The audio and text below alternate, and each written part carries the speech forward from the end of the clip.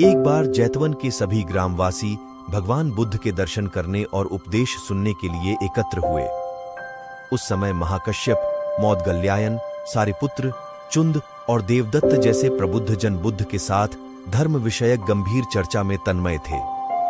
ग्रामवासी थोड़ा ठिठक कर खड़े हो गए, क्योंकि इतने ज्ञानी जनों के बीच उन सभी को असहज सा महसूस हो रहा था। कुछ देर बाद बुद्ध की दृष्टि इन ग्रामवासियों पर पड़ी। उन्होंने तुरंत धर्म चर्चा रोक दी।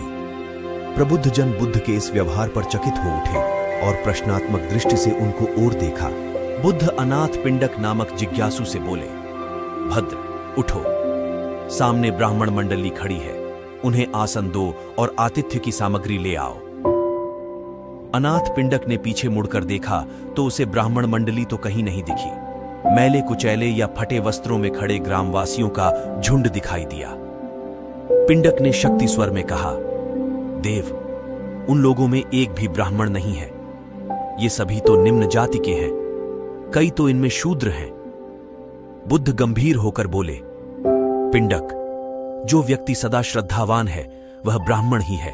ये लोग प्रयोजन के लिए भावयुक्त होकर आए हैं, इसलिए इस समय तो ये ब्राह्मण ही हैं।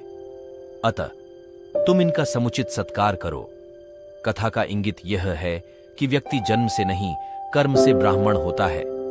जो सद्गुणी हों और सत्कर्मी हों, वे शूद्र जाति में जन्मने के बावजूद ब्राह्मण हैं तथा उसी रूप में उनका आदर किया जाना चाहिए।